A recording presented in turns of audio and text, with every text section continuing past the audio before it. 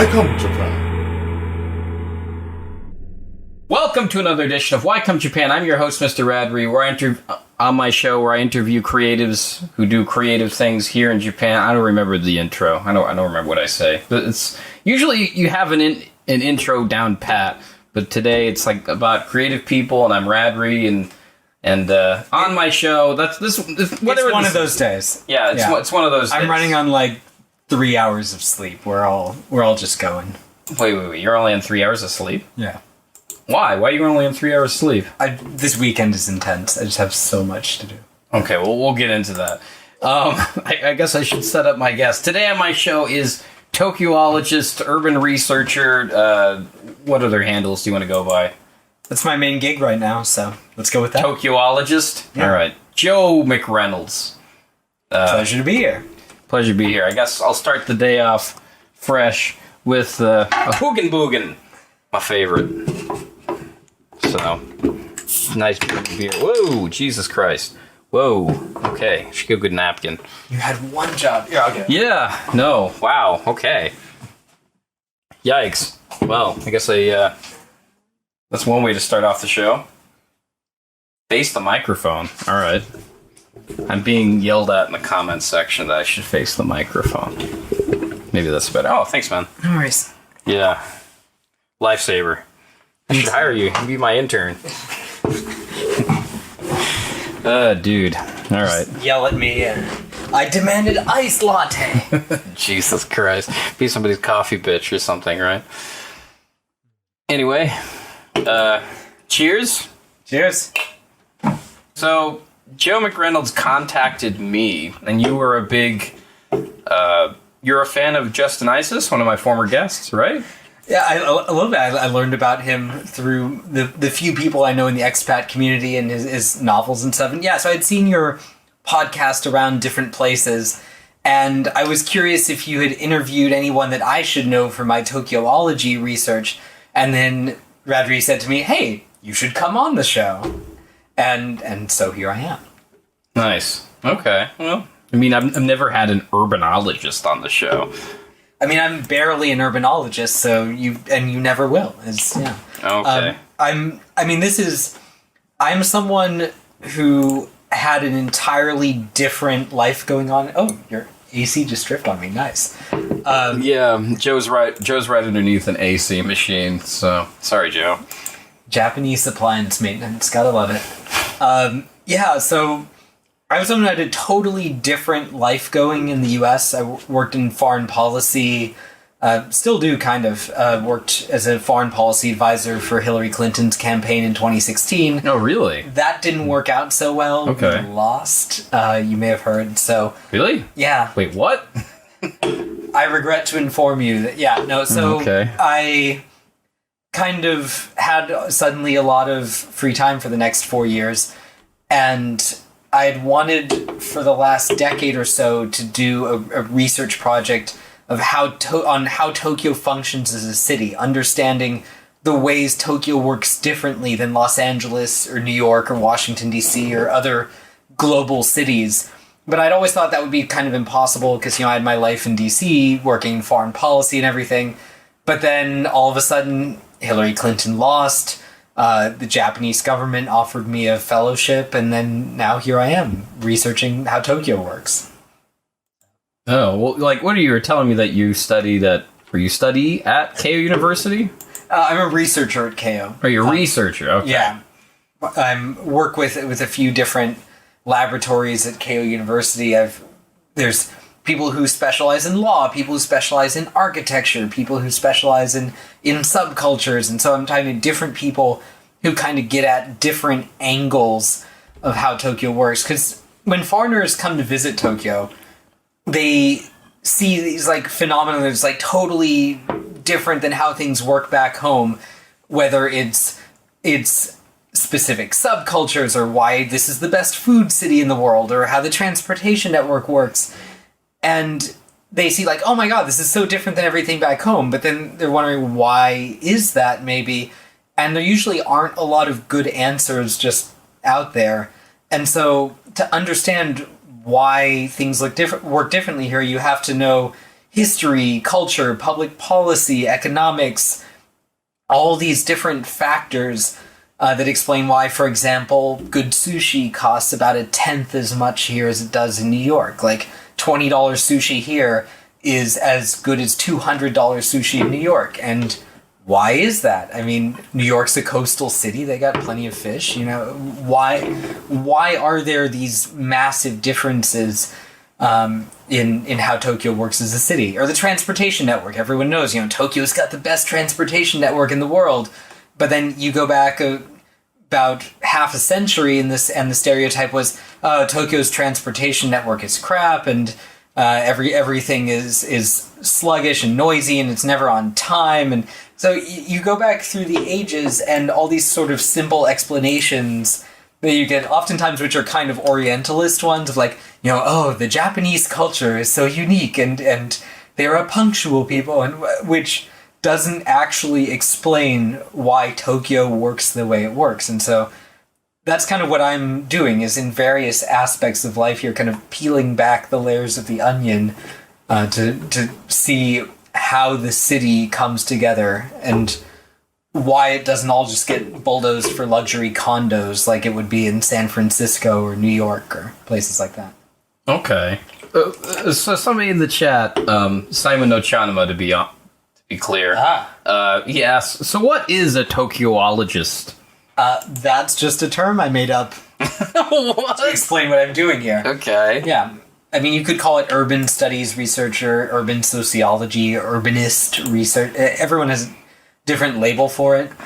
I was at an academic panel today on the future of Shimokitazawa, which, for people who've never been to Japan, Shimokitazawa, it's not Brooklyn, but it's like the neighborhood in Tokyo that foreigners most often compare to, like, Brooklyn, Williamsburg, that kind of thing. And it's undergoing massive changes. You could call it gentrification, but that's not really a concept here. So but I was at a panel just this morning about what is the future of Shimokitazawa, and there were two different academics there researching the same kind of stuff I am, and they each had totally different titles for what they researched. So everyone just has a different term for it.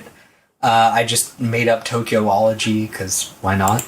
Okay. Well, I mean, it's a good self-made title, I think. I mean, I'm not a real academic also, so it would almost be a little unearned if I was just, like, aping an academic. Right. You know, like, I'm a this, I'm a that. I don't have a PhD. I'm never going to have a PhD. I'm defense foreign policy analyst. Could you bring the mic down a little closer to you? Yeah. They're saying that you're having a hard time hearing you. Testing. All right. If that's too loud, let me know. Sibilance. I didn't put any pop shields on this one, so I don't know if you heard my P's, my Q's, and all that stuff. I guess I'll hear it in the edit if that really stands out or not. Okay. Are you able to turn up my volume on the previous part in the? Yeah, I just did. I just awesome. turned it up. If it's too loud, they'll let me know. Hopefully. La la la la la. Well, sometimes, like, you'll be streaming and you'll realize that the volume's out or the volume's not working or one of the cameras is off, and sometimes nobody tells you. And you're like, God damn it, nobody's watching. Like, I'm streaming this and it's been off for like 3 hours or off, well, not 3 hours, like an hour or something. No, I was a college radio DJ to an audience of like 5 people, and the same thing happened where, like, after an hour, a friend messaged me and said, hey, actually, your station has been blank this whole time. And yeah. That's got to be depressing. Yeah. Yikes. Okay, so Simon Ochanama also asks, so how do they keep it so clean? Do they come out at night and tidy it up? Do you have any idea about that? I've never figured that out. Because you've only been in Japan for what? You were telling me before you got here, like... So I've been this stint in Japan. I moved here in January to do this research, but then I first moved to Japan about like 13 years ago.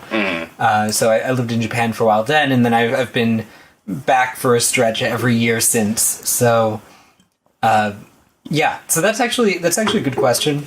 I will say that in a lot of neighborhoods I walk early in the morning, just trying to sort of get the feel of different neighborhoods, is old people, especially. Like, you see old people just walking the street and picking up litter, and maybe they're organized by the Chonaikai or the Jijikai in some cases. Like, definitely in my neighborhood, the Chonaikai is organizing everything. That's the, like, for anyone watching who doesn't know about, like, the Chome system, like, in Tokyo, you don't have, like, city blocks don't quite work the same way. You have these groupings called chome, which are a little bit like mega blocks, but inside they have more interesting pedestrian paths and things like that. And so they can become really intimate depending on where you live, or they can be like you don't know anybody if it's just mega apartment blocks. And so, yeah, in my area, Shibasan Chome, the association for the Chome organizes weekly walks on Sunday mornings at 9 a.m.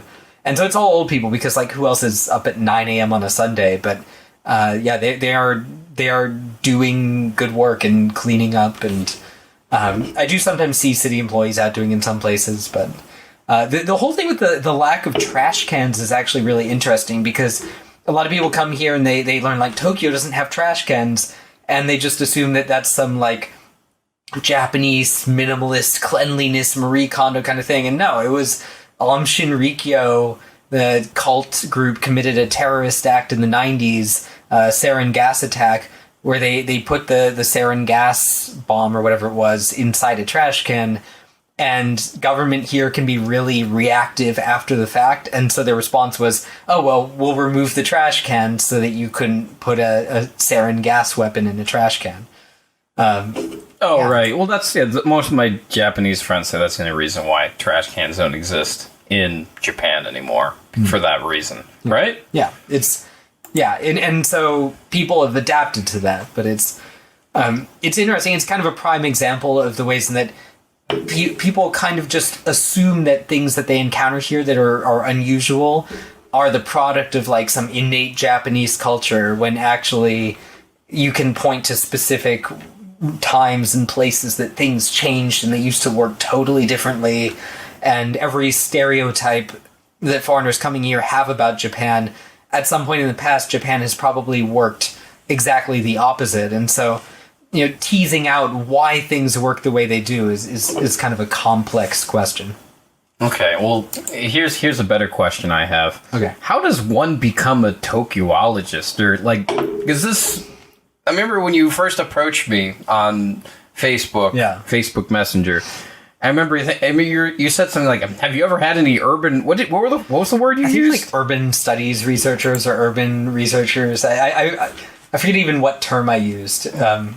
Urban researchers, and I'm like, that's oddly specific. No, I haven't. So, I mean, how does one become an urban researcher? Well, it's kind of a huge thing in other cities in the world. Like, there are tons and tons of academics that have made their bones studying Paris or London or New York or Los Angeles, historians, PhDs, you name it.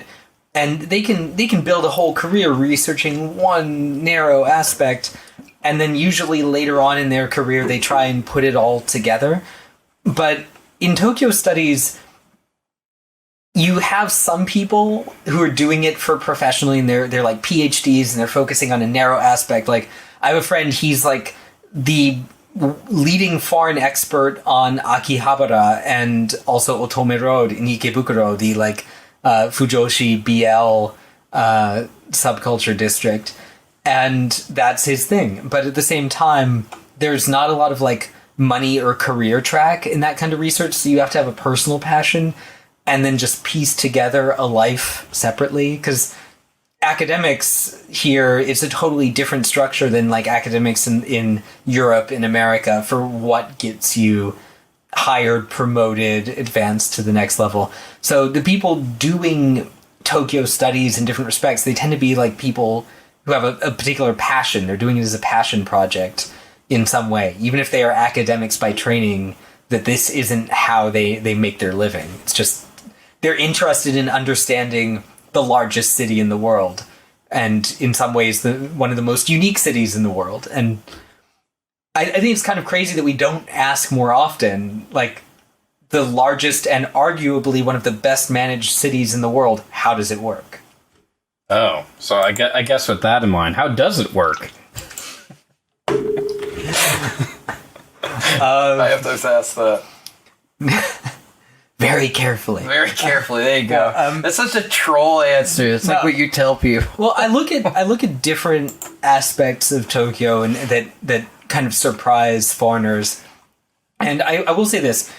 I do see some common themes. Like when you look at Tokyo subcultures and looking at how subcultures here work a lot differently than subcultures work in America. Like in America, there are tons of subcultures where they exist here and they exist in America, but in America, they're just all on the internet. Maybe they have the convention twice a year or whatever, but here they have physical spaces. They even have microeconomies, dozens, maybe even hundreds of businesses devoted to what we think of as a niche kind of internet subculture. And why is that? And then I was looking at the food culture. Why is Tokyo basically the best food city in the world? Why does good food cost so much less here than that exact same good food in America, even in cities that have huge Japanese American populations and other kind of similarities on the surface? And one common factor that kind of helped answer a bunch of these different questions was zakyobiru. And zakyobiru is a term that architects here know, but that people, there's not really a term for it in English. Zakyo literally means multi-use. Biru is just building. And so if you think about your image of Tokyo, for someone who's never been here, you probably picture neon buildings going straight up with neon on the outside, and each floor is a different thing, and there's a gajillion signs pointing you in different directions. Go to the 8th floor for this, go to the 6th floor for that. That's zakyobiru. That usage of densely packed 5 to 10 story buildings to have. Sometimes each floor can have 6 or 7 little shops. They could be bars, restaurants, shops, you name it. And so one hyper dense 7-story building could have over 40 businesses in it, and they can be all micro businesses catering to particular niches or just incredibly personal bars, restaurants, things like that. And so understanding zakyobiru, why they build them here, why they're legal here, why we don't build them in the States, why they're often regulated out of existence in the States, that you couldn't build it even if you wanted to, and even if you were allowed to, it wouldn't be economical if you're a real estate developer. So understanding those kind of phenomena, you get a sense of the cityscape, and when you get a sense of the cityscape, you start to get a sense of how all the different ways that things slot in. And you get an overall sense of how the city functions the way it does. Okay, it's a long ass answer. I'm sorry. No. I mean that's the beauty of podcasts. It's there to hear people talking. Okay. A talking head. I feel, it's good on watch time too. So that's all right. I feel like I'm talking way too long. Okay. Oh God, yeah. Simon called me out. In the comments. 3 hours incoming. Yeah. Well, I had a question here. All right. So in the chat, Believe in Yourself asks, is this sort of like SEO, like search engine optimization, like what you do? No. No? There. Succinct answers. Take that, Simon. Not going to do 3 hours. I'll show you. 2.5 hour live stream. No, I don't think he's talking about you. I don't know. That's the weird thing about YouTube comments. It's like being in a bubble, or just hearing random voices in your head. Imagine, okay, let me say this. Imagine you're Imagine you're Professor Xavier, and you can just hear all these voices talking to you at the same time. That's what it's like reading YouTube comments. This is like, what? It's just like you're so out of context, you can't understand the sarcasm, so, yeah. My favorite YouTube comments out of context are look on YouTube for Balkans soccer hooligan fight videos. It's like all these like that's oddly specific ethnic stereotypes between Eastern Europeans that you've never even heard of, but to them are so intense. Like, you know, a Croat can take 3 Slovenians in a fight, and they're just it's just like guys in tracksuits just wailing on each other in grainy cell phone footage, but everyone is just so intensely angry in the comments about these like ethnic rivalries that you've never even heard of, stereotypes you've never even heard of. It's just YouTube comments convinced me to never visit the Balkans. I've been like most places that I want to go in the world. I've never been to the Balkans. I'm just pass. All right, well, you heard it here, folks, on the Why Come Japan show. Skip the Balkans. Skip the Balkans. This should be the tagline for this show. Like, nobody's going to understand that. That reminds me, like, my stepdad, he owns a bicycle store in Colorado Springs, and it's called Cycle Different. And I remember he used to have this old advertising on his catalogs that he used to give people, and on the back of it, he used to say, "Not a sausage." And I think people did not understand what that meant. What that was supposed to mean, I'm not sure what the context was, but it's supposed to mean you're not supposed to eat the catalog. But I don't know why they used sausage in particular. I mean, I think I still have a copy of that catalog. Okay. But, yeah. Oh, actually, on the SEO thing, I did think, believe in yourself, I did want to say this. So SEO, search engine optimization, I think what Believe in Yourself is talking about is in this very different local environment here, where businesses, you know, you might have a bar in a weird tucked away corner of the 7th floor of some anonymous building. Businesses, how do businesses market themselves? Tokyo has 10 times, I think maybe more than 10 times, as many bars and restaurants as New York City. Is that hyper density? And how do they get the word out? How do they have customers? It's interesting. It works really, really differently than in the United States. Because in the United States, you're kind of going... The fixed costs of starting a restaurant in the United States are so high. By fixed cost, I mean, like, no matter how big or small your restaurant is, you just got to lay out that starting amount of money. Like permits, construction, you name it. The fixed costs of starting a restaurant in the U.S. are so high that you kind of got to aim a little mass market. You have to aim for broad appeal, and you want to get as many seats in your restaurant as humanly possible because you want to make back that money. And restaurants, it's a cutthroat business. I mean, most restaurants fail within like 5 years, I think is the statistic. So in Tokyo, it's very different. You can have like a 4 to 6 seat restaurant, and that's not weird because the startup costs for a really niche space can be like less than a fifth of what you would pay in the US. And a lot of times you can start it in a building you already own. Zoning is totally different here. Like in America, I own a house in America. It's not a big house, but it's a house. If I wanted to start a restaurant out of the ground floor of my house, I just couldn't do it because I'm in an area zoned for residential. In Tokyo, even the most residential zoning still allows you to run a business out of your ground floor, and that could be a shop, that could be a bar, a restaurant. I mean, you're required not to, bug your neighbors, be inconvenient to them, which of course is a gray area. How do you define that? And that's up to the police. But you can just do things with your own property here that you couldn't do in America. And so you can take risks. You can be niche. You can aim for a small number of regular customers that you build an intimate relationship with at your little, 4-seat counter where you've been making tsukemen noodles for half your life. And that's a sustainable life here. You have national health insurance, education. Your kids have a pathway to being able to pay for college. You don't have to make all of the kind of sacrifices to aim at the mass market like you do in America in order to have a reasonable life here. All right. Well, okay. So I have a question for you. This is going to sound like a backhanded compliment, but More backhand, less or compliment. not a backhanded compliment, but just like it's going to sound like a backhanded compliment, sort of like, like backhanded compliments, like I know I look funny. I've gotten that. no, it's not. It's nothing about your. It's nothing about your likeness. Nothing at all. You might take offense to this, and that's okay. I mean, it won't be the first time. Is this going to be like an ethnic slur? What's No.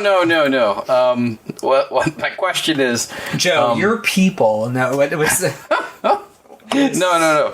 I mean, like a backhanded compliment, sort of like, "Hey, it's a nice shirt," or "That's an ugly looking shirt, but it looks good on you." That kind of that's a backhanded compliment, right? Okay, so here's the question. My mother told me this shirt makes me look like a jerk. I don't know what that means, but she says it makes me look like a jerk. It's a normal shirt. It's like V-neck. A V-neck? I mean, that's... everybody tells me you need to wear a V-neck if you want to pick up the girls, so... She's mostly supportive. My wife, I'm not sure if she likes the V-neck. I should ask her. Okay. Well, anyway, it's nothing about your shirt. My question was, I was reading this book the other day. Oh, no. There was an article... Or was it a podcast? I can't remember. You saw a thing. I saw a thing. Okay. Where they were talking about bullshit jobs, right? Where these people who have bullshit jobs, where they feel like their life is not fulfilled, where it's just there to, like, check a box. Yeah. Or to answer some guy's question. Social media manager. Yeah, like social media manager. Podcast host. Yeah, exactly. There you go. There you go. I feel less awkward. When you say backhanded compliment, I have to. Yeah, no. I mean, bring them in. Bring them the what's the word? Bring the chickens to roost, or fuck, I don't know. I don't know what the euphemism is. Anyway, the point is, you hear about all these kind of jobs, where some people talk about where they feel like they're jobs that don't really, fulfill like people's, I want to say, purpose in life or something. So like that ikigai, I guess, would be the Japanese way of kind of like ikigai. But what I'm wondering is, like, a job like being an urban researcher or a Tokyoologist. Yeah. This term you've dubbed here and now, or maybe 20 minutes ago. What is the value of, like, what is it that people really get out of it? Okay, so I'm glad you asked. So beyond just the fun of, oh, that's interesting cocktail party trivia, kind of chin scratching. Right. So my day job is in the DC world of foreign policy, defense policy, like that kind of. So I'm very practically focused in terms of what is the practical value of anything I'm working on at any given point, unless I'm just like playing video games, in which the practical value is I'm slacking off. But like in this case, I didn't come to this as like to slack off for a year or two. I'm coming to this because I think there is practical value in it. Specifically, I was just talking with a city council member from one of the 10 largest cities in America. I don't think I can say his name out loud, but he's actively looking to see what sort of policy changes that at a city council level they could make that could bring a little bit of Tokyo to their city. And I think it was like a famous quote. A tour of congressmen came to Tokyo when Tokyo had allegedly like been in a recession for 10 years after the bubble burst. And he looked at Tokyo and said, oh my God, if this is a recession, I want one. Like, Tokyo is being looked to right now by a lot of Americans as this kind of paradise on earth as far as cities and urbanism goes. And that's a very sort of simplistic, outside looking in kind of view. But at the same time, there is a grain of truth that there are a lot of things Tokyo does really well. And could you Control-C, Control-V some of those aspects into American cities? Could you bring a bit of Tokyo to Poughkeepsie? Maybe not, because actually the way Tokyo ended up the way it did, a lot of it has to do with very particular history, culture, public policy, economics that you can't just copy-paste. But some of it maybe you could learn from. Some of it you could say, oh, I could arrive at the same point from a totally different angle, public policy wise. And right now, I'm 33. I'm on, I think, the older end of millennial. But like millennials and Gen Z in America are incredibly pissed off about the state of American cities. They feel like they've kind of had their birthright sold out from under them by the baby boomers, that housing costs, rent has gone way up, cost of education has gone way up, wages are stagnating. They feel like that American cities are failing them, and so they're really, really interested in public policy that could change that. They could make American cities, that kind of like urban middle class dream, actually reality. Like, I own a house in Washington, D.C., but only because I did like absolutely everything right as like the nerdy hand raiser, and so did my wife for like our whole lives. And B, we're like privileged as all hell. We come from like comfortable middle class, upper middle class kind of upbringing. And we, even then, we're like just barely like able to like buy a house in DC that's like a small house in an area with non-failing schools. Like you kind of have to like ace the test right now in America to have what our parents took for granted. So as just like the basic, you could fuck around and be a hippie for 10 years, get your shit together in your late 30s, and just go on to a comfortable yuppie middle class existence. So yeah, I see a practical value in this. Like, some of the stuff I'm doing is, I think, more sort of just because I find it fascinating and fun. Like, how do subcultures work differently here than in America? That's not really a public policy thing, though it is kind of cool. But a lot of it is just a question of understanding how successful cities work to understand how we could improve cities in America. Okay. Well, that's actually kind of interesting. So basically, how did we get to cryptocurrency? I don't know. In the comments section, they're like asking about cryptocurrency now. It's the comments section. I mean, I always say the comments section for last. Okay, I like believe in yourself, though. This guy believe in yourself in the comments section. I want to believe his questions are coming totally out of nowhere, but I want to believe that it's all kind of okay. Yeah, we're just going to ignore the cryptocurrency comments. We're just not even going to touch that. Yeah. Okay, all right. Well, I was going to bring it up unless there was like a good angle for it. Usually, I read the comments and then I save them for the very end. Because I want to be able to have the guest finish their thought before. Like, I like saying, "Excuse me, can you talk about cryptocurrency?" Yeah. Just shut up and talk about crypto. Okay, I'm not going to do that. Mr. Believe in yourself in the comments. Okay, I believe in your ability to ask a relevant question. Like, I'm... Ouch! You believe in yourself, I believe in you, everyone is believing in you right now. Relevant questions, you can do it. Wow, hot takes. Dare to dream. All right. Oh, okay, status quo. Yeah, no, that's... No. It's... Yeah. Yeah, we're just going to ignore the crypto stuff. That's a game attempt at making a connection to anything I'm talking about, but that's... Yeah. For some there was an attempt. Okay, or for some context for our audio listeners out there, Believe in Yourself says, so are you interested in some crypto stocks?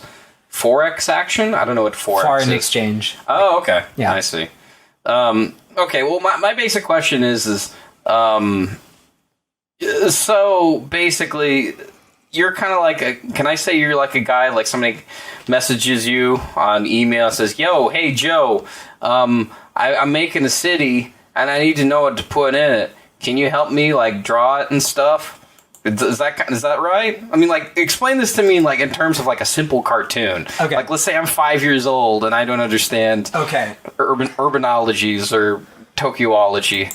The way to explain it is, for the most part, people aren't contacting me. I'm contacting them, and that's part of that is just people just in urban policy in the U.S. especially, people just kind of keep doing what they're doing unless there's some particular motivation to switch it up, and that motivation can be a political campaign. It can be grassroots activism, you name it. But people just kind of keep on keeping on. No one is seeking me out for my insights on Tokyo, nor should they.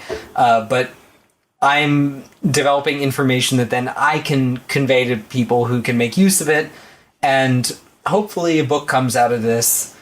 Oh, okay, so that's the ultimate goal. So yeah, the ultimate goal is a book, and then I go back for the 2020 elections, work for the Democrats, hopefully get to work in a Democratic White House in 2021 on the national security side of things, going back to my day job.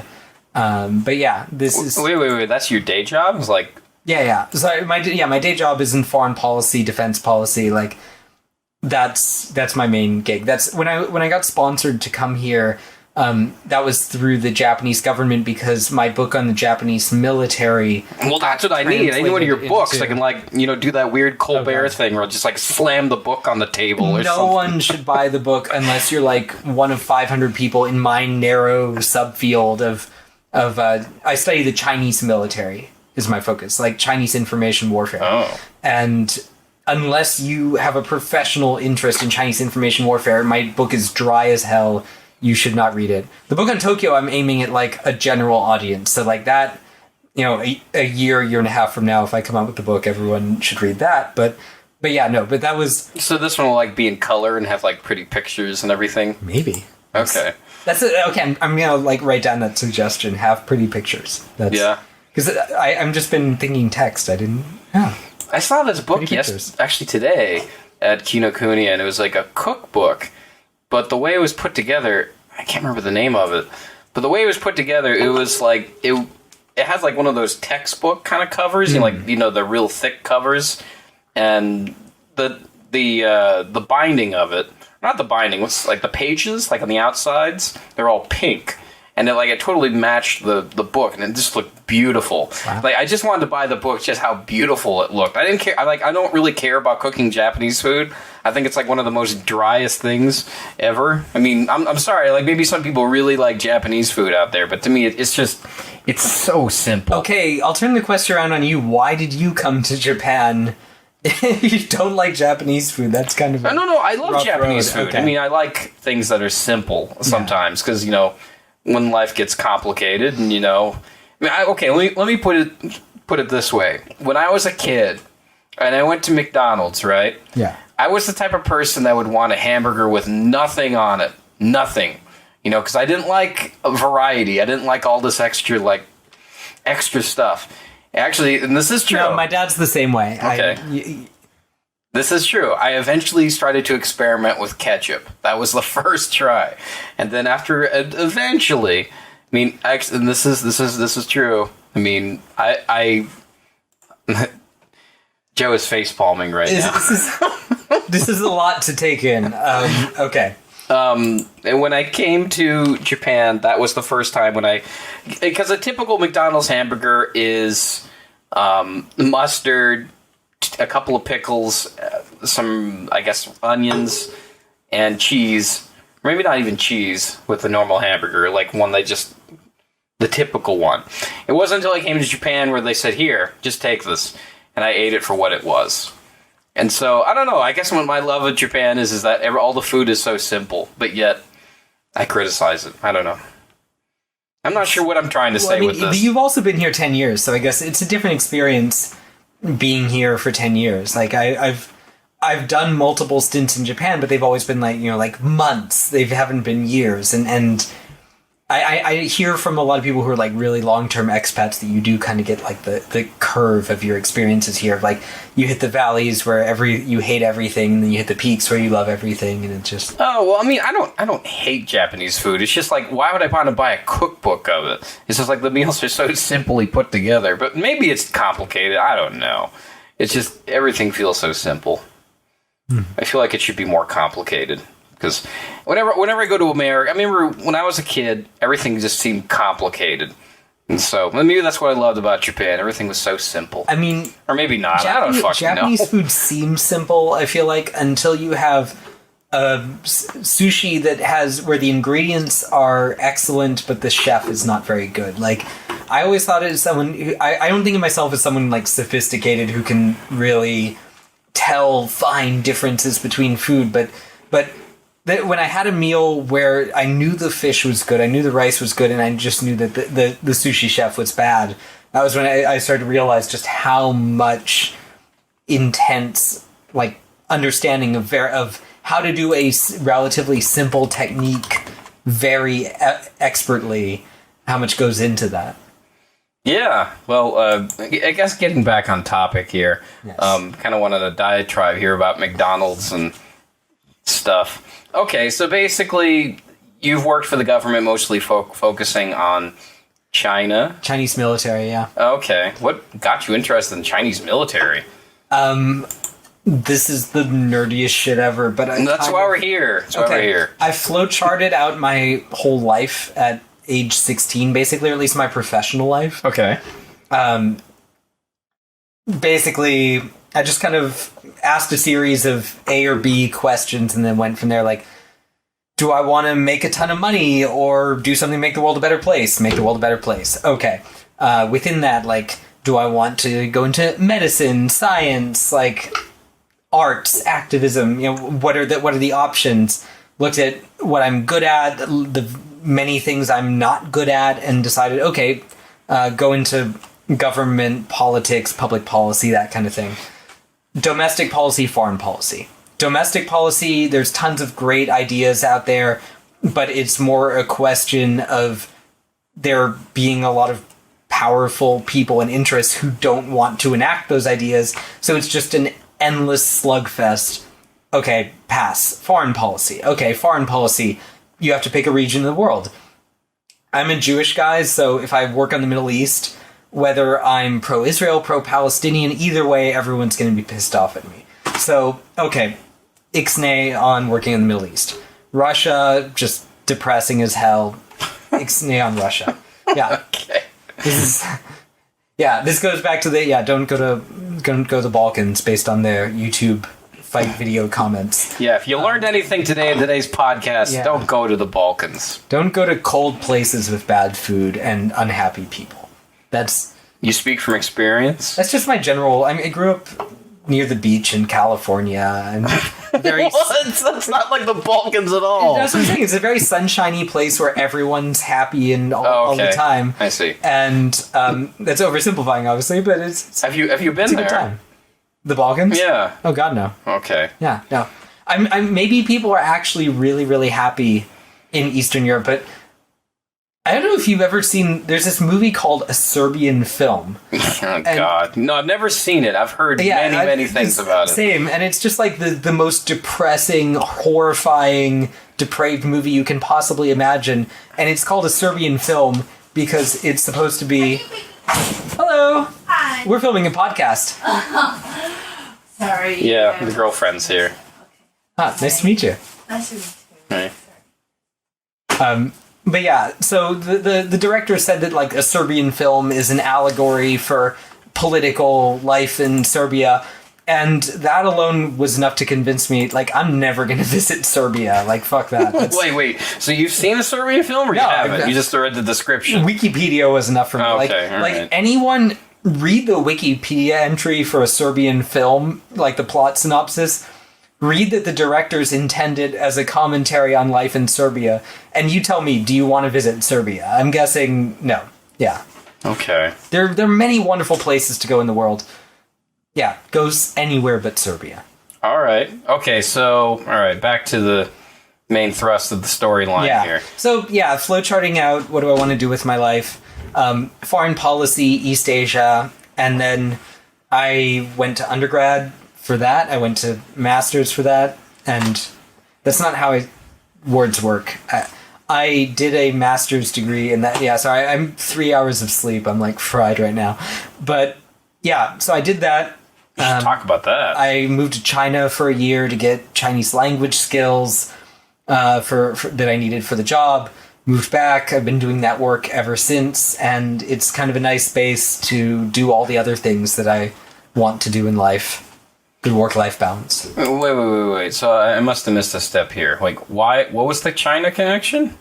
Oh, it was just in terms of choosing a region of the world to focus on. Oh, okay. It's just in terms of choosing a region. Yeah, you basically... It wasn't Japan East or Asia anything? made the most sense for me. There aren't that many jobs studying Japan in the U.S. Oh, really? Yeah, because, I mean, they're our ally, and so prime strategic competitor, gets a lot more funding and a lot more jobs than our ally, who we generally vibe decently with.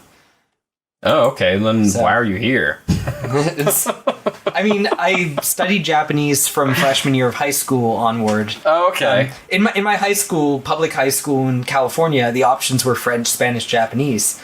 And I was not I like... guess that's California. Yeah, California is... But I was not one of those kids who, like, grew up like, I love anime, I love manga. Like, I wasn't that, but I figured Japanese would open up more interesting opportunities in life than French or Spanish, and that I could... If I ever needed French or Spanish, I could probably pick it up down the road. Like, my wife in the far future might move to Democratic Republic of Congo for her work. She works on UN peacekeeping operations. Okay. And so if I went with her, 10 years from now or something, then I might take a year to learn French. I don't know. But yeah, Japanese, I figured either I choose it then or I'm never going to have it as an option. So, okay, Japanese. And then it just ended up kind of giving me a bunch of options down the road. Okay, so for a little context here, you were telling me that your wife lives with you here? Yeah, that's right? Here in Japan, and she is of Indian descent, that's right? Yeah, she's Indian Australian, grew up in Africa, Middle East, India, Australia. She's kind of like a child of the world, and I'm the opposite. I think the term they call that now is third culture kid. Third culture kid. Okay. Yes. Oh wow. Okay, that's not the first. I felt like that was the first time I heard that was on a podcast. I'm like, whoa, that's a cool term. But I guess everybody knows it now. Well, it's like if you're someone where it fits you, then you end up hearing the term. Okay. Like my cousin, she's Italian French, but then grew up in Africa, and then now is in Alaska, and she's also like a third culture kid coming up through international schools all the way, and yeah, it's totally I grew up in the same little like city in Southern California with all my friends the whole way from when we were like 2 feet tall to the present, and so we just had totally different life paths. My wife and I were like completely opposite people in every sense, and she works in civil war zones. You should interview her. She's way more interesting than me. Okay. Well, why do you say that? I think that would be more of like an NPR piece. Like I'd have to ask. Oh yeah, maybe really serious. Yeah, because her explanation for why she came to Japan is because I was coming to Japan, I guess. Oh, was it because of the gotcha machines or the UFO catchers or anything? No, she has a tough life here, actually, because she doesn't speak any Japanese. Okay. And she's a vegetarian. So... Oh, yeah, it's pretty hard here. Those two things in combo, yeah. Oh, it's a freshness burger, and they have a vegetarian burger? Yeah, they have one there. She's kind of intense about food, too, so that would... Yeah. Freshness burger would not... Oh, okay, yeah. All right. All right. Well, I was just trying to make suggestions. I've tried to like build her like a little Google map of like here are all the vegetarian options in your area. I'm trying to. Oh, yeah. I know there's a vegetarian Indian place in Okikubo, and I used to live there a long time ago. But I need to get out there more. So there's actually like an academic here, this guy named James Farrer, who does nothing. Why does that sound familiar? He does nothing but study Nishi-Ogikubo. He has a website called Nishi-Ogiology. If we're trying like made up ologies, that's a good one. Okay. Where he has his wife is Japanese, and as a team, they've like interviewed every restaurant owner in Nishi-Ogikubo practically, like learned their whole life story and understanding the food culture of a specific district in Tokyo, just in like hyper depth. It's kind of amazing. Yeah, well, I didn't think it would be that interesting. Okay. Yeah, it's so Nishi-Ogikubo, for anyone listening to this podcast or just hearing that as like a random neighborhood name. It's on this train line, this suburban train line called the Chuo line. Right. I used to live there. Oh, nice. Not Nishiokubo, just Ogikubo. Oh, okay. Yeah. The main. Yeah. Yeah, but like the Chuo line is well known in Japan and Tokyo because like each of the suburban railway lines has a pretty different culture, and that's kind of the line associated with like intellectuals and counterculture and music subcultures are all along the Chuo line. They call it Chuo line culture, going back decades, and so it's kind of for people who live here, it's kind of an interesting district. And people who actually live on like the nearby lines, when they're out on first dates and things like that, a lot of them will actually say on a first date, "Oh, I live on the Chuo line," even if they don't, just because it has kind of a cachet of like, like hipster isn't really the right term, but like that's the closest analogous concept, I would say. Oh, okay. Yeah. All right. Well, I guess that pretty much answers my question about how one becomes a ologist, Tokyo-ologist, or I guess because you said you study why? Okay, so why the military? Maybe that's a better question. Oh, just because I graduated into the Great Recession, and 2008. What Japan calls the Lehman shock. Yeah. Yeah. It was 2010 for me. I came back from China. And, I was like the hand raiser kid who had done everything, to like resume build and everything. And coming back looking for my first real job, and there was like nothing.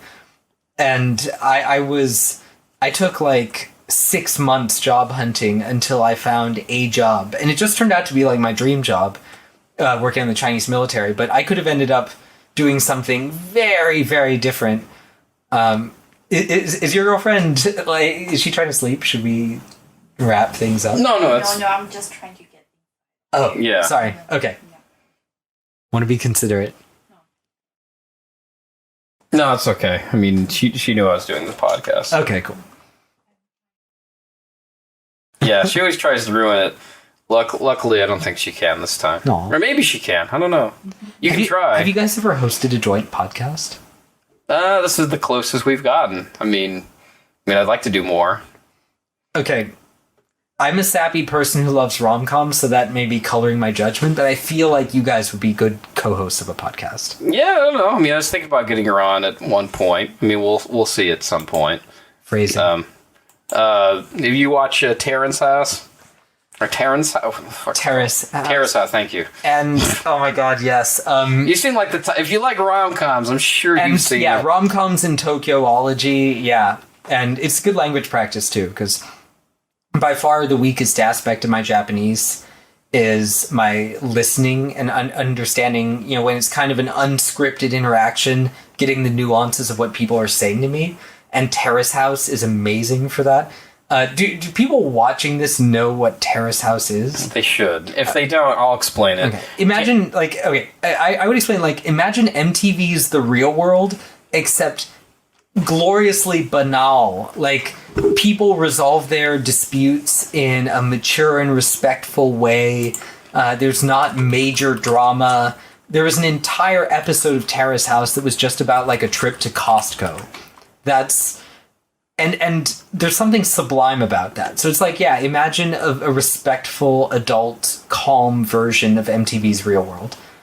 And it's set in Tokyo this year. And it's weirdly addictive. Not only do I watch Terrace House, we have kind of a watch party group. Me and some other architect urban studies friends. And we just... It's so fun. Oh my god. Wait, are you following the current season? No. I mean, I haven't even really watched the first season. So, I mean, I just don't have the patience for some of this stuff nowadays. It's... Okay. Yeah, I feel like it's the slowest burn rom-com ever. It's a rom-com that takes 8 hours to get to a hand-holding scene. And it's... Yeah, I can do slow burn stuff, but I got too much slow burn stuff on my roster right now. I mean, all the stuff that I watch. I mean, because I gotta watch Stranger Things Season 3. It's important. I don't fucking know. Anyway. Join the conversation. Yeah. No, I guess for me...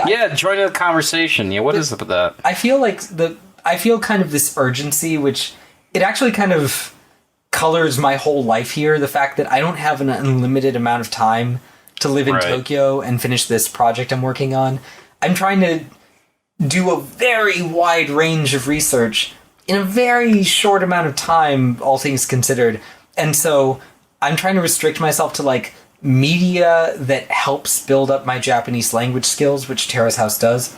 Because that's far and away what I need right now is because every time I miss the nuance of what someone's saying to me, and so I can't really ask the follow-up question and something like that, that's an opportunity that I'm not going to get back. And so you're kind of like a Mormon missionary who's on a mission, and because a movie had God themes in it, you're able to watch it. Kind of like that. Because I'm a former Mormon. Oh my God. So. Oh, really? Okay. Yeah. Well, not former. I guess I still am a Mormon. I just haven't gone to the church in a long-ass time. Wow. So, I mean, here I am drinking beer and saying bad words. I should be excommunicated at this point. But you also seem like a sweetheart, so I feel like, somewhere out there, Joseph Smith is smiling. At Godspeed, Radrey. Yeah, I should have one of those, what's that called? Because what's his name? Brigham Young? Yeah.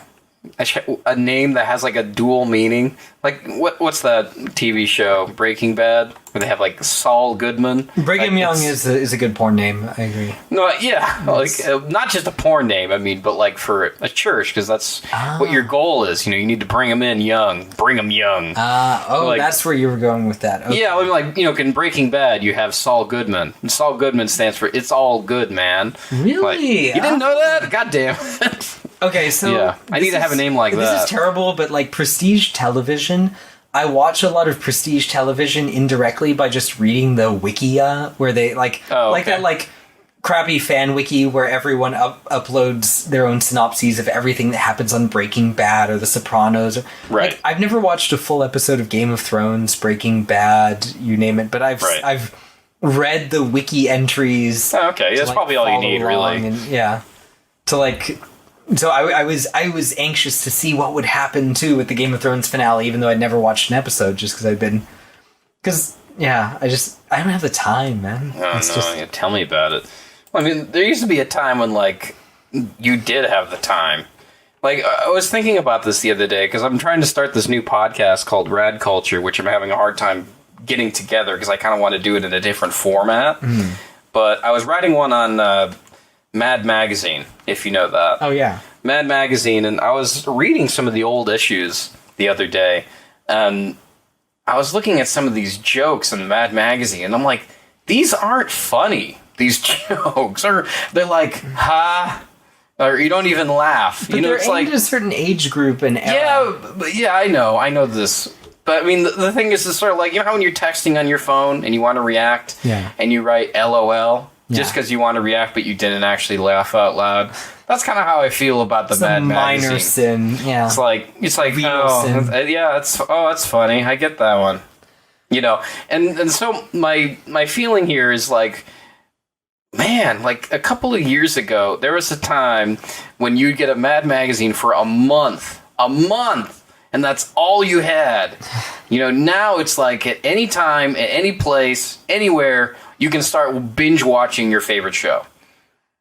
Anywhere. So, two thoughts. Yeah. One is, there's this great Onion article about how everyone's time where they think that Saturday Night Live went downhill was when they personally turned 17. Because Saturday Night Live, if you is always, it died off, it always went downhill, because it's aimed at a certain age group, a certain time, it hits you at a certain time in your life, and you can't capture that moment again. So it's not that Mad Magazine was any better or worse. It's Mad Magazine is for, like a teenage kind of audience. Like, there's something deeply weird about, like, a 40-something man, subscribe to Mad Magazine. Just the idea, like, it's you can't go home again, as they say. It was there for you at a time in your life. And but the other thing is about, like, now we live in this era where we have infinite choices and we can just information overload. I I don't know. Are we about the same age? I'm 32. Okay, I'm 33. I just turned 32 yesterday, actually. Okay, so we're like basically the same age. So I got the internet at age 8, and I feel like I have a sense of what childhood was like before and after the internet.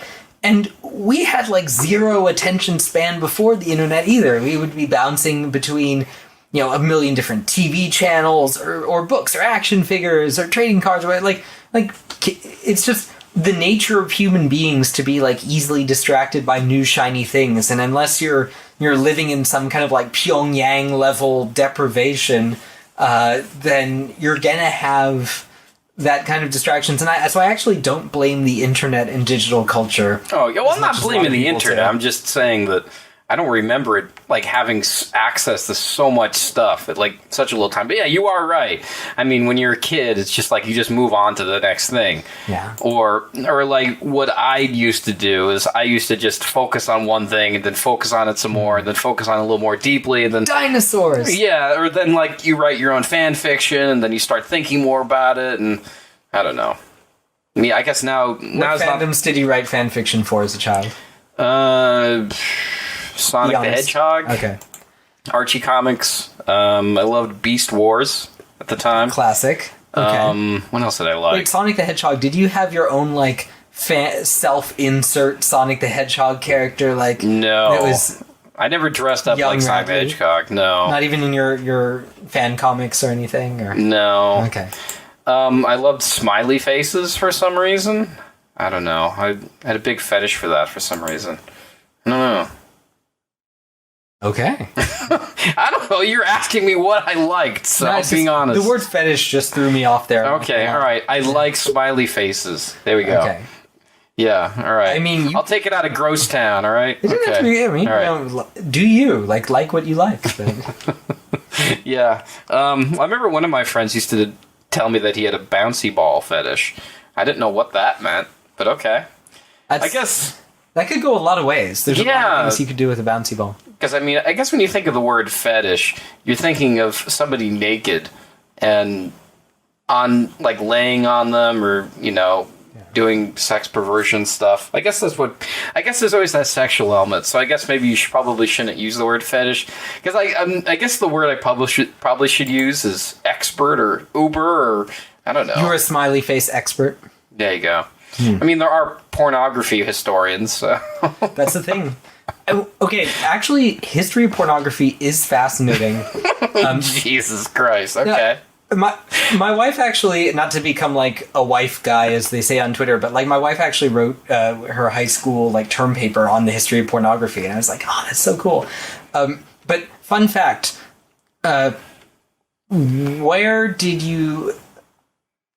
was Israel known for pornographically speaking in the 1950s? I don't know. Stag films? Nope. Israel in the 50s was the world's leading producer of Holocaust porn. Okay. Until the government banned it because they're like, this is really not a good look for us. What is Holocaust porn? I mean, it is what it says on the tin. Like somebody plays the Nazi commander, and then he's the dominant one, and then the submissive's the Jewish one? Interestingly, usually the opposite. Like, dominant female Nazi commander who's then, like, overpowered by the heroic Jewish man. It seemed to be very much kind of like a psychosexual masculinity reclaiming exercise in the aftermath of the Holocaust. But anyway, the point being, people are into whatever the fuck they're into, and how do you even predict? Yeah. It's a weird world of many people into many, many things, and yeah, let your freak flag fly. If you're into smiley faces, Godspeed. Yeah, well, I mean, I don't know. Guess your girlfriend seems nice. I'm sure she would wear the mask if you asked. Okay, thanks. Noted. What did you say? Okay, alright. Oh, boy. Oh, jeez. What was I going to say? We digressed a bit here. Yeah. Let's go back to City planning. City That's what we're planning, here. yeah, Okay. Is there? Not Holocaust porn. Yeah. Can you talk about this project you're working on, or no? Wait, the like stuff I'm researching? Yeah. Oh, it's basically what I've been telling you about. It's just like the different kinds of stuff I'm telling you. At some point, hopefully, that goes in a book, Oh, I see. and then hopefully people find that book interesting. And even if they don't, well, I got to do the thing that I'd always dreamed about doing, that I'd always just assumed I would never have a chance to do, and I ended up getting to do it. So wait a minute. What does a normal day look for you? Like, what do you start? Oh God, It's like, that looks interesting. Let me go on the internet and type in, do Tokyo have big houses? I don't know. I don't know. I'm just trying to like shoot for examples. I like here. your Google syntax. Yeah, there you go. Yeah, no, it's Simple cartoons. yeah. So Googling only gets you so far, because even if you can read Japanese like I can, there's only so much information out there on a lot of this stuff. Right. There's a lot of information, just random people guessing. So a lot of it is actually, I'm just keeping tabs on all different kinds of events, all different kinds of people going on around the city, and I'm going out like 16 hours a day talking to all of them and just asking a bunch of questions and ingratiating myself annoyingly to hope that they'll answer some specific question I have. Okay, so basically just kind of like man on the street interviews? Less man on the street, more like subject matter experts. Like, for example, I'm really interested in a specific real estate company that still builds those zakyo-biru, those like multi-use buildings that I was talking about before. Mm-hmm. For the most part, those are kind of like an older form of building that you're not seeing as many built today, but there's one like big real estate company that still builds them.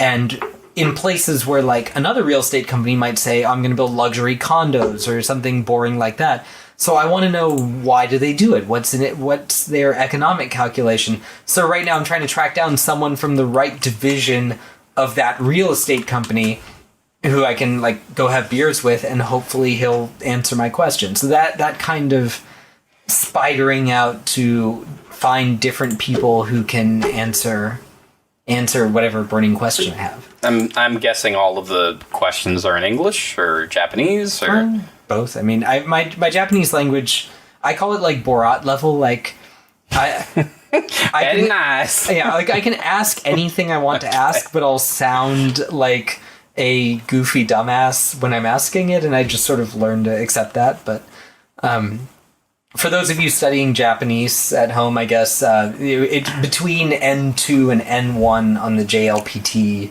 scale is basically where I'm at. So yeah, depending on the day. That's pretty good. I'd say that's pretty high. I feel like total crap some days. I feel like decent other days. I think I've been everyone here here 10 has years, their you'll ups feel and that the downs. rest of your life, man. Yeah, it's yeah. So get used to that, I guess. I don't know. Yeah, But I guess once you have that paper, once you have the N1 or the N2, then you can finally rest. I guess that would be if I wanted to work for a Japanese company, but I never want to work for a Japanese company. No. You don't want to. Yeah. I've read enough. Yeah, about horror stories. Yeah. Okay. Yeah, all right. I'm going out looking for the one guy who can answer. Like I just had lunch with this guy who goes by Ramen Beast, who's a fascinating dude. His name's Abram, and he's a ramen enthusiast who's eaten thousands of bowls of ramen, but then he's also involved on the business side with ramen shops both here in Tokyo and in the US. With his business partner, they opened a fantastic ramen restaurant in San Francisco. So he's like one of the very few guys who can tell me exactly why it's way harder to do good ramen in the US than Japan. The economics of it, the supply chains, the everything, the regulations, the startup costs. So he's the one person who can break all that down. And he's also just like he's a super fun guy. But I found him totally serendipitously through a totally different guy who I'd contacted for a different purpose. So you just kind of have to build these human relationships and fearlessly bother people who have other things to do and hope that they look kindly on you and are willing to share some of their knowledge. Yeah. Okay. Well, I guess my last question for you here is, who did you learn, or how did you find Justin Isis? I mean, like, were you part of a literary group, or you know someone who knows him? Or there's a guy you should interview who's an interesting dude named Ben Boas. Hi, Ben, if you're seeing this, but I don't think he is. Probably not, but Ben watch, he shows up in the comments and like, what? I see you, Joe. Yeah. No, Ben's great. Gross. Ben is an expert on mahjong in Tokyo, which is actually kind of a fascinating subculture here.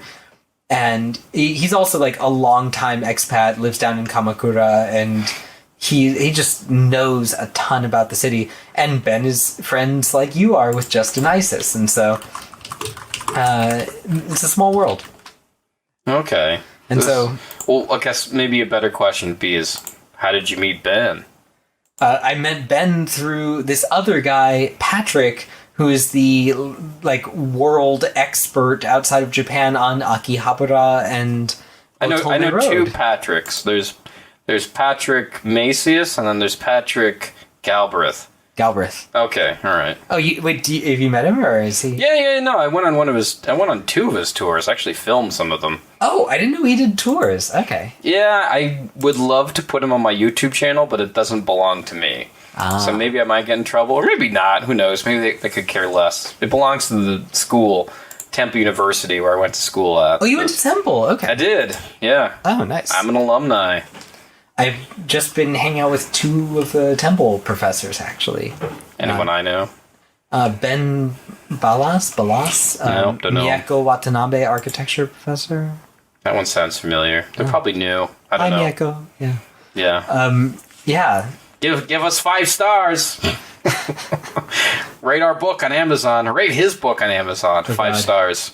My book on Amazon, the Amazon Japan reviews are all just like, this translation is garbage, I don't like it. Oh, Jesus, but really? I didn't do the translating, so someone else translated my book into Japanese. So the Chinese military one? Yeah. Is that the only one you've done? Yeah, it's the only one I've done. Oh, okay. I mean, but you swear that I wouldn't like it.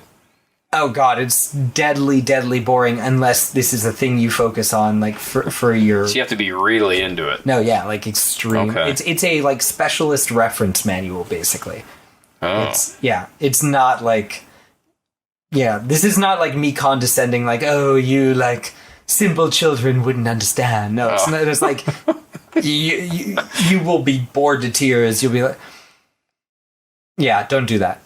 Okay. Yeah. I see. Well, what is it about military weapons? You just like really into weapons or something? No, it's not even personal interest. It's like it's useful work to do, make the world a better place. Okay, well, thank you. Thank you for trying to make it better. I mean, my basic thinking is Chinese government and the U.S. government generally don't understand each other's thinking about military strategy, escalation, things like that. And so if there's a conflict, that creates the potential for mistakes, misperceptions that could spiral out of control. So the better the U.S. government understands the Chinese government, the better the odds that nothing terrible happens. So I'm doing my tiny little part to help with my my book and stuff like that, to like help people on the U.S. side understand Chinese military strategy. And hopefully that's, at the end of the day, my like little value contribution to the world. Okay, well, if you want to go check out that book, Please don't. Oh my god! You won't even give me the link to it? No, don't. Yeah, don't. I'm not gonna. Is it even available on Amazon or no? Okay. Yeah, but don't do that to yourself. All right. Okay. I am morbidly curious now that you say how boring it is. You've read a boring book before, I'm sure. This isn't some like Walk on the Wild Side style, like Lou Reed adventure. No. It's a boring book unless you're very focused on Chinese military strategy. Okay. Yeah. All right. Well, you never know. You may need it one of these days, one of these late nights. So I guess I got to show off your Meishi. Okay. I had to Joe gave this to me here. It was a pretty cool Meishi. I wish I could have the same one made. If you do interviews for your show in Japanese ever, the guy who made this business card would be an interesting guy to talk to. Oh, really? His name is... Let me see if I can get it to focus here. Pirak. So it has a front... So he does subculture business cards is his thing. He does business cards for people involved in different subcultures in Tokyo, where the front shows like your public face and the back is supposed to be your subculture face. And you go to a lot of subculture events around Tokyo, people have his business cards. Actually, it's pretty cool. He's just a really fascinating dude. He bartends in Golden Guy. He's just all over the place. All right, so I guess anything you want to say before we go? That's all the questions I have. It's cool. Thanks for having me. Yeah. All right, so that was Joe Reynolds. You won't buy his book on Amazon. Please don't. Be sure to check out his colorful book coming out soon, I guess. I don't know. Year and a half. Year and a half. Hopefully. We'll see. I don't know. Is there any social you want me to plug or anything? Nah, it's fine. All right. Joe is a guy who does urbanology. I hope you learned something. If you did, give us a thumbs up. Throw some stars on that platform. I don't know. Why do I ask for stars? It's an aggregate, right? Wait, what platform is giving you stars? iTunes. You're supposed to ask for stars on iTunes. Oh. I've never used iTunes. I'm an Android guy. Okay. Well, I mean, I should put the I need to download Libsyn. Libsyn is like a service that... I just realized how pretentious that sounds. Like, what? I don't use iTunes. I don't own a TV. No, it's fine. I mean, iTunes is like the golden standard in terms of putting podcasts on. The second one is like Stitcher, and then the third one's like Google Podcasts, and then there's a few others.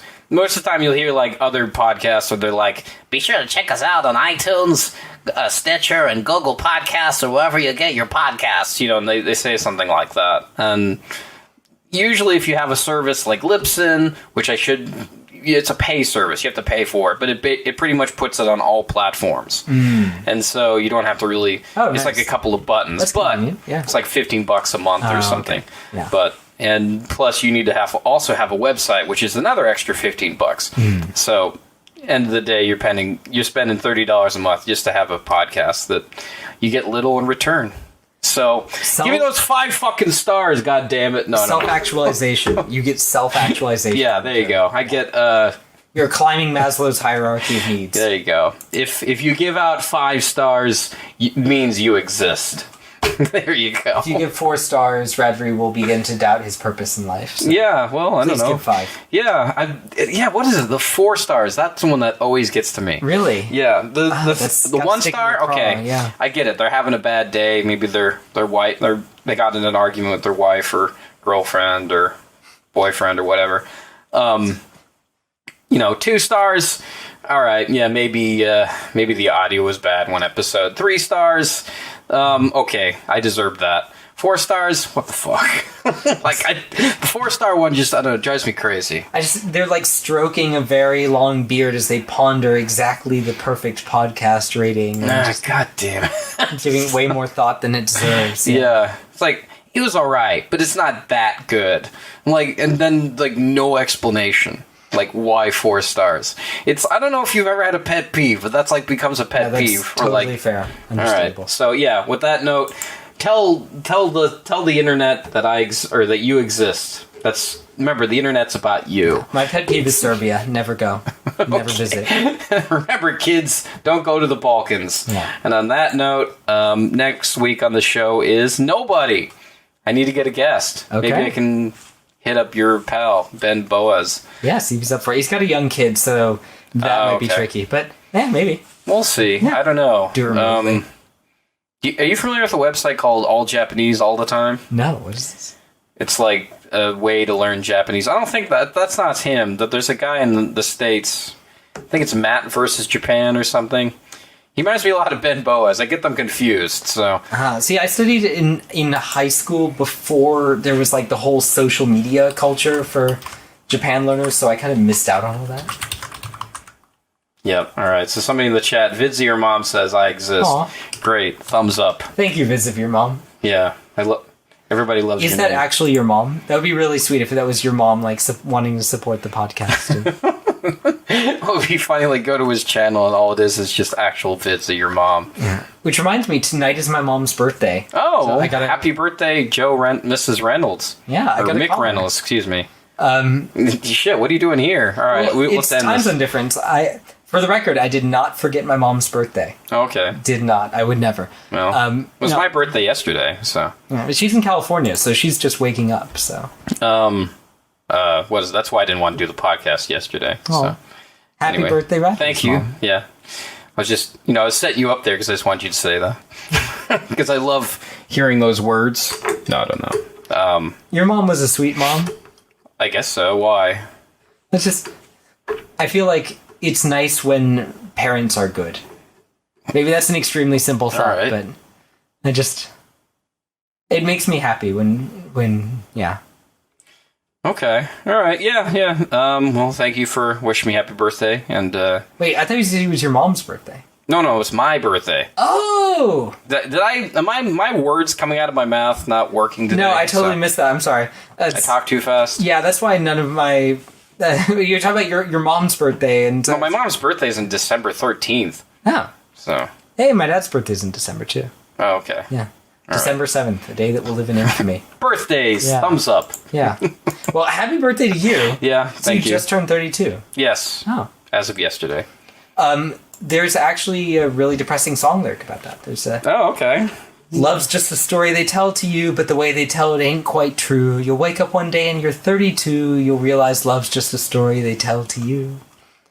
Yeah. True dat. Not at all. Yeah. So, yeah, if you become disillusioned with your romantic life, the song predicted it. That's...